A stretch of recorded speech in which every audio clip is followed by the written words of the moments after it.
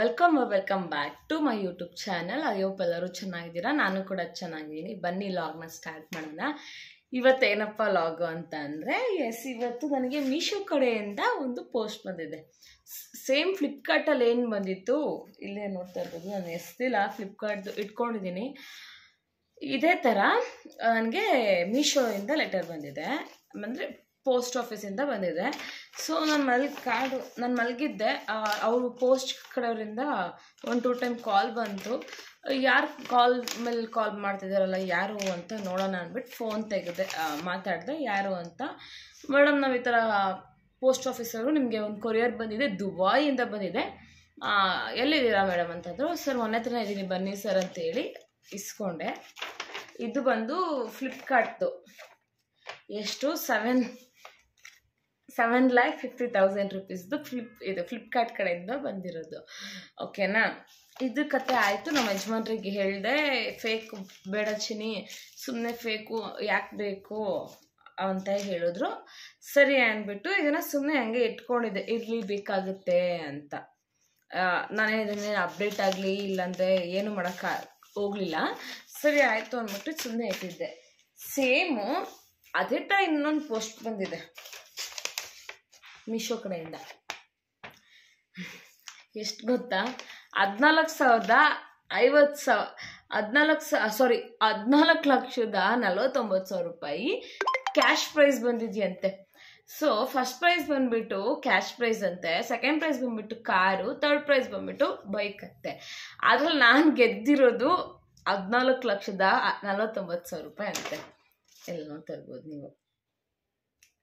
14,50,000 ರೂಪಾಯಿ ಅಂತ ಹೇಳಿ ಕಳಿಸಿದ್ದಾರೆ. ಓಕೆನಾ, ಇದರಲ್ಲಿ ಏನು ಫಿಲ್ ಮಾಡೋದಿಲ್ಲ, ಜಸ್ಟ್ ವೆಂಕಟೇಶ್ ಗೋಪಾಲ್ ಅಂತೆ ಅವ್ರ ಹೆಸರು. ಇಲ್ಲಿದೆ ನೋಡಿ, ವೆಂಕಟೇಶ್ ಗೋಪಾಲ್ ಅಂತೆ. ವಾಟ್ಸಪ್ ನಂಬರ್ ಹಾಕಿದ್ದಾರೆ, ಕಾಂಟ್ಯಾಕ್ಟ್ ನಂಬರ್ ಹಾಕಿದ್ದಾರೆ, ಸಿಇಒ ಸೈನ್ ಕೂಡ ಹಾಕಿದ್ದಾರೆ. ಇಲ್ಲಿ ನೋಡ್ಬೋದು ನೀವು, ಸಿಇಒ ಸೈನ್ ಇದು. ಸೊ ಇಲ್ಲಿ ನೋಡಿ, ಲೋಗೋನು ಕೂಡ ಹಾಗೆ ಇದೆ, ಮತ್ತು ನನ್ನ ಅಡ್ರೆಸ್ ಕೂಡ ಇದೆ. ಎಷ್ಟು ಚೆನ್ನಾಗಿ ಮಾಡಿದಾರಲ್ವಾ. ಅದಕ್ಕೆ ನಾನು ಏನು ಮಾಡಿದೆ, ನಮಗೆ ಫ್ಲಿಪ್ಕಾರ್ಟಲ್ಲಿ ಯೂಶ್ವಲಿ ನಮಗೆ ನಂಬರ್ ಸಿಗಲ್ಲ. ಸೊ ನಮಗೆ ಮೀಶೋ ಅಲ್ಲಿ ನಾವು ಏನು ಪ್ರಾಡಕ್ಟ್ನ ಆರ್ಡರ್ ಮಾಡಿರ್ತೀವಲ್ಲ, ಅದು ತುಂಬ ದಿನ ಆದ್ರೂ ಜಸ್ಟ್ ಹೆಲ್ಪ್ಲೈನಿಗೆ ಕ್ಲಿಕ್ ಮಾಡಿದ್ರೆ ಅದು ನಮಗೆ ವಿತಿನ್ 1 ಸೆಕೆಂಡಲ್ಲಿ ನಮಗೆ ಕಾಲ್ ಮಾಡಿಬಿಡ್ತಾರೆ. ಸೊ ನಾನು ಏನು ಮಾಡಿದೆ, ಸರಿ ಆಯಿತು, ಸುಮ್ಮನೆ ಯಾಕೆ ಈ ಥರ ಬರ್ತಿದೆ ನನಗಂತೂ ಗೊತ್ತಿಲ್ಲ. ಮೇ ಬಿ ಲಕ್ ಇದ್ರೂ ಇರ್ಬೋದು, ಹೇಳೋಕ್ಕಾಗಲ್ಲ. 2025 ಲಕ್ ಇದೆ ಅಂತ ಹೇಳಿದರು ನನಗೆ. ಸೊ ನೋಡೋಣ ಅಂತ ಹೇಳಿ ನಾನು ಮೀಶೋರಿಗೆ ಕಾಲ್ ಮಾಡಿದೆ. ಮ್ಯಾಮ್, ನನಗೆ ಈ ಥರ ವೋಚರ್ ಕಾರ್ಡ್ ಬಂದಿದೆ, ನೀವೇ ಕಳಿಸಿದ್ದೀರಾ ಇಲ್ಲ ಏನು ಮ್ಯಾಮ್ ಅಂತ ಕೇಳಿದೆ. ಅವ್ರು ಕೇಳಿದ್ರು, ಮ್ಯಾಮ್ ನಿಮಗೆ ಯಾವ ಕಡೆಯಿಂದ ಮೀನ್ಸ್ ಕೊರಿಯರಿಂದ ಬಂತಾ ಇಲ್ಲ ಅಂದರೆ ಪೋಸ್ಟ್ ಆಫೀಸಿಂದ ಬಂತಾ ಅಂತ ನನ್ನ ಕೇಳಿದ್ರು. ನಾನು ಅಂದೆ, ಮ್ಯಾಮ್ ನನಗೆ ಪೋಸ್ಟ್ ಆಫೀಸಿಂದ ಬಂದಿರೋದು, ಯಾವುದೇ ಕೊರಿಯರ್ ಬಾಯ್ ಆಗಲಿ ಯಾರೇ ಬಂದು ಕೊಟ್ಟಿಲ್ಲ ನನಗೆ, ಪೋಸ್ಟ್ ಆಫೀಸಿಂದ. ಅದು ಎಲ್ಲಿಂದ ಬಂದಿರೋದು ಅಂದರೆ ದುಬಾಯಿಂದ ಬಂದಿರೋದು ಮ್ಯಾಮ್ ಅಂತ ಕೇಳಿದ್ದಕ್ಕೆ ಅವ್ರು ಹೇಳಿದ್ರು, ಮ್ಯಾಮ್ ನಾವು ಆ ರೀತಿ ಕಳಿಸಲ್ಲ, ನಾವು 14,50,000 ರೂಪಾಯಿ ನಾವು ಕಳಿಸಲ್ಲ ಮ್ಯಾಮ್.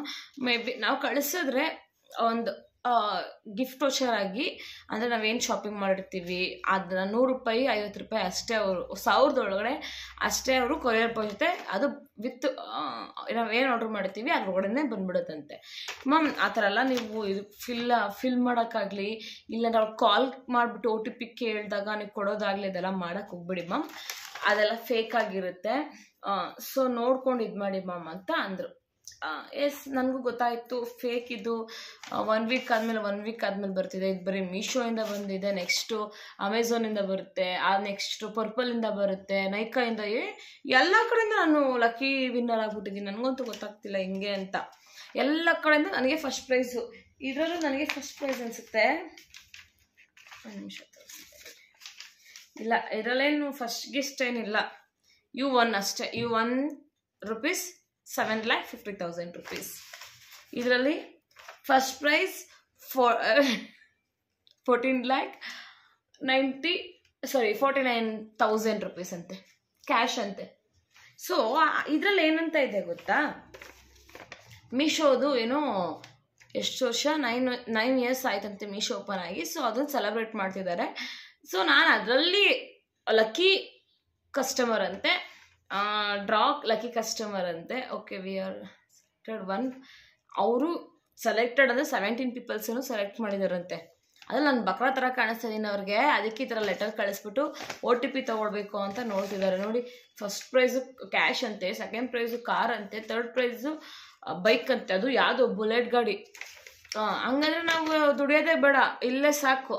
ತಿಂಗಳಿಗೆ 14 ಲಕ್ಷ ಅಂದರೆ ಪ್ಲಸ್ ಇದೊಂದು ನಾನು ಸ್ವಲ್ಪ ಮ್ಯಾಕ್ಸಲ್ಲಿ ವೀಕು 21, ಆಮೇಲೆ ಇದೊಂದು 50 22,000 ಆಗೋಗ್ಬಿಡುತ್ತೆ. ಅಲ್ಲ, 22 ಲಕ್ಷ ಆಗೋಗ್ಬಿಡುತ್ತೆ.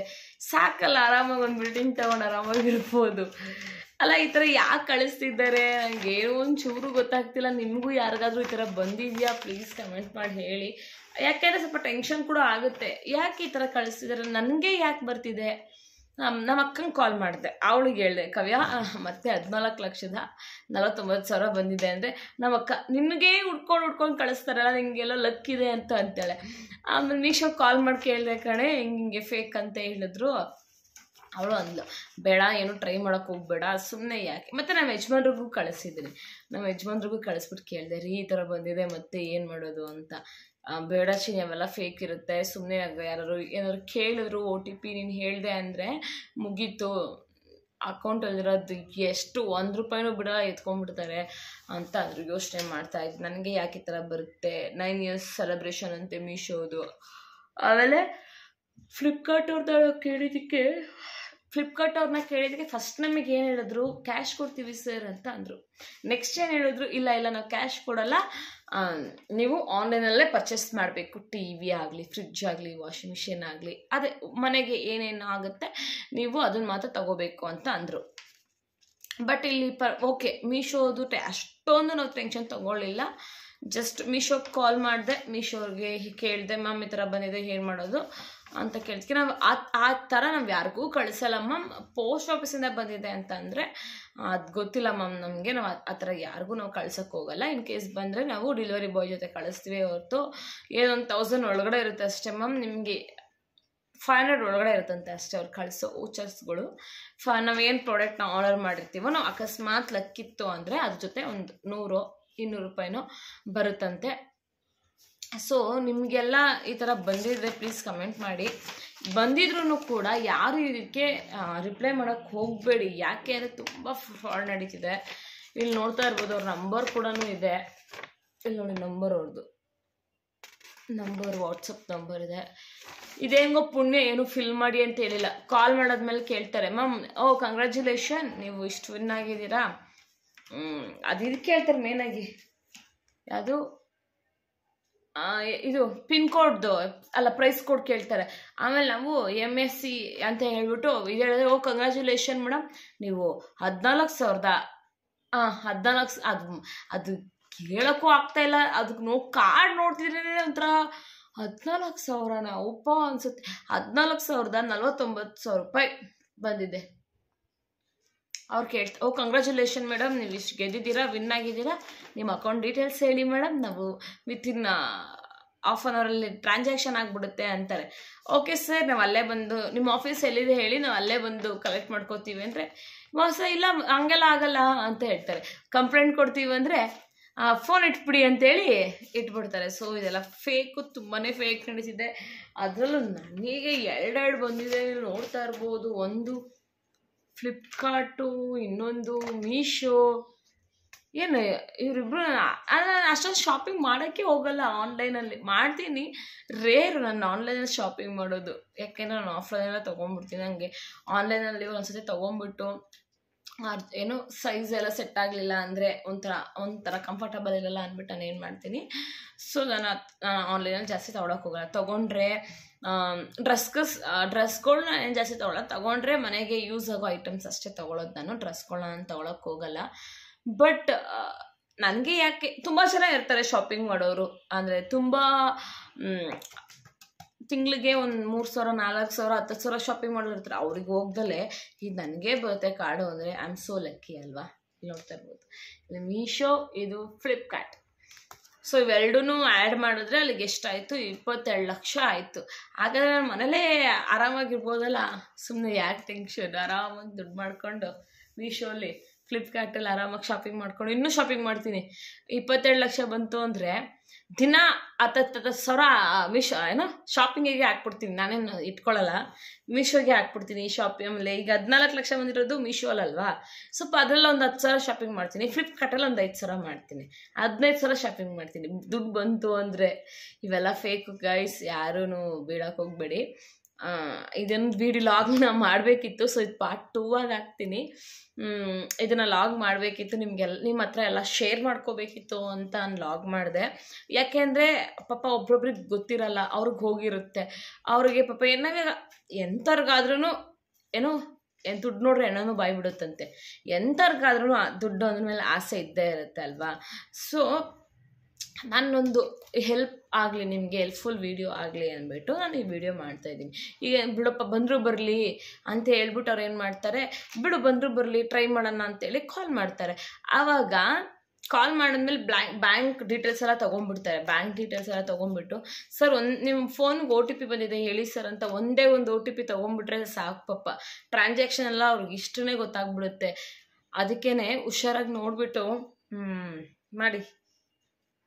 ಸುಮ್ಮನೆ ಹಿಂಗೆಲ್ಲ ಬಂತು ಅಂದ್ಬಿಟ್ಟು ಬಕ್ರ ಆಗೋದು ಬೇಡ. ನಾನಂತೂ ಆಗಲಿಲ್ಲಪ್ಪ, ನಮ್ಮ ಯಜಮಾನ್ರೆಲ್ಲ ಬೈದ್ಬಿಡ್ತಾರೆ ಆಮೇಲೆ. ಸುಮ್ಮನೆ ಅದು ಏನು ಗೊತ್ತಾ, offer valid from 30 days from the receive day of scratch card ಅಂತೆ. ಅಂದರೆ ನಾನು ಇವತ್ತು ಸ್ಕ್ರ್ಯಾಚ್ ಕಾರ್ಡ್ ತೊಗೊಂಡಿದ್ದೀನಿ. ಸೊ ಇವತ್ತಿಗೆ 1 ತಿಂಗಳು, ಅಂದರೆ ಇದು ಮಾರ್ಚಾ, ಏಪ್ರಿಲ್ 14ವರೆಗೂ ಟೈಮ್ ವ್ಯಾಲಿಡಿಟಿ ಇರುತ್ತೆ.